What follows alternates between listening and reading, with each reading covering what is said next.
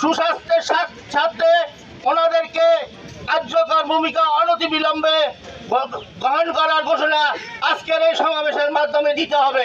আমরা 4 নং মতিগঞ্জ ইউনিয়নের জনসাধারণকে সাথে নিয়ে 4 নং মতিগঞ্জ ইউনিয়নের ভবিষ্যতে আমরা অবস্থান ধর্মঘট করতে বাধ্য হব।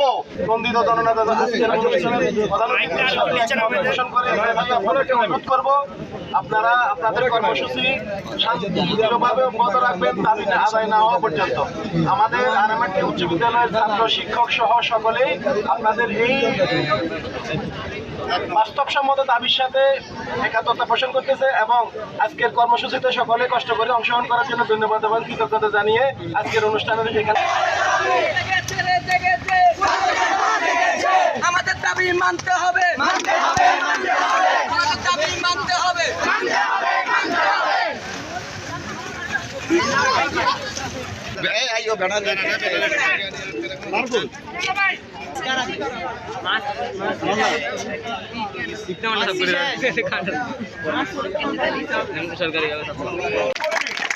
সবাই করতালি দিয়ে আমাদের প্রধান অতিথিকে বরণ করিনি।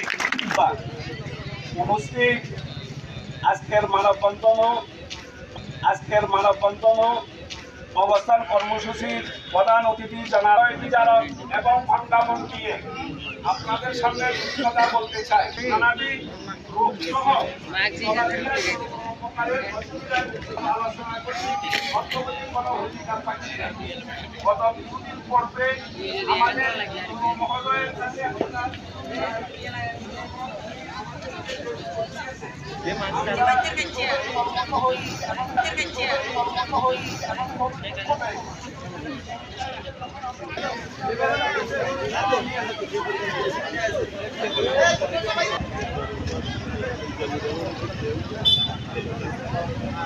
নগদ নিয়ে এলো হার না মানা হার অফার।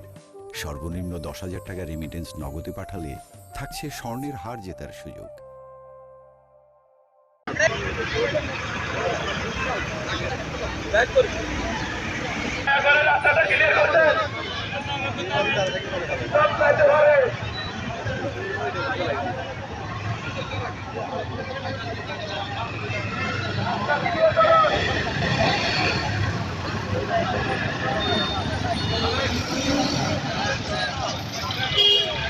এখানে আমাদের মাদ্রাসা, মসজিদ, স্কুল, আমাদের ছেলেরা এই দূষিতর কারণে কালান্ত হয়ে যাচ্ছে। এই জন্য আমরা মানববন্ধন করতে বাধ্য হয়েছি। আমরা 4 নং মতিগঞ্জ ইউনিয়নবাসী সোনাগাজীর মধ্যে অত্যন্ত নিপীড়িত এবং নির্যাতিত ইউনিয়নবাসী হিসাবে বর্তমানে পরিগণিত। কারণ তাই যদি না হতো, সোনাগাজীর অত্যন্ত বিস্তৃত চরাঞ্চল থাকা সত্ত্বেও, এত অনাবাদী জমি থাকা সত্ত্বেও, এত জনবহুল গুরুত্বপূর্ণ জায়গায় বর্জ্য নিষ্কাশনের মাধ্যমে উপজেলা প্রশাসন যে বিমতা সুলভ আচরণ আমাদের 4 নং মতিগঞ্জ ইউনিয়নবাসীর সাথে করেছে, আজকে আমরা সমন্বিতভাবে তার প্রতিবাদ করার জন্য এখানে একত্রিত হয়েছি। এই মহিলাগুলোকে অন্যত্রে ফালানোর জন্য আমি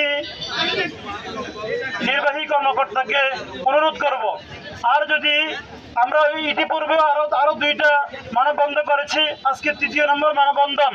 এই মানববন্ধনের পরে যদি আমাদের এখানে ময়লা ফেলানো যদি বন্ধ না হয়, আমরা এই সোনাগাজী ফেনীর যে রাস্তা আছে এই রাস্তাকে আমরা বন্ধ করে দেবো ইনশাআল্লাহ। দুর্গন্ধের শিকার হই, ঠিক আছে।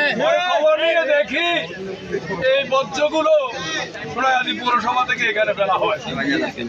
আমি উপজেলা সমন্বয় মিটিংয়ে প্রশ্ন করেছিলাম, প্রশ্ন তুলেছিলাম যে পৌরসভার বর্জ্য মতিগঞ্জ গুরুত্বপূর্ণ স্থানে কেন, যার 2 বছর হয়েছে অসংখ্য শিক্ষা প্রতিষ্ঠান এবং এটা জনদুর্ভোগ। এই দুর্গন্ধ অত্যন্ত বিঘ্ন সৃষ্টি করতেছে। তারা বলতেছে আমরা আপনার চেষ্টা করতেছি একটা নির্দিষ্ট জায়গা করার জন্য। আমি বলেছি পৌরসভার বর্জ্য নির্বাচন নিষ্কাশন পৌরসভার জনস্বার্থে করা উচিত এবং সেটা পৌরসভার জন্য নির্দিষ্ট এলাকাতে করা উচিত। তখন তারা বলেছে যে আমরা জায়গা খুঁজতেছি। আমি গত 2-3 দিন আগে থেকে জানি একটা জায়গা ইতিমধ্যে নির্দিষ্ট করা হয়েছে, এবং ওইটা কয়েকদিনের মধ্যে রেজিস্ট্রি হবে সদাগরের সাথে। ইউরো আমাকে আশ্বস্ত করেছে দ্রুত সময়ের মধ্যে আমরা এই বর্জ্য আমাদের পৌরসভার খরিদকৃত জায়গায় আমরা ফেলবো, মতিগঞ্জ ফেলবো না।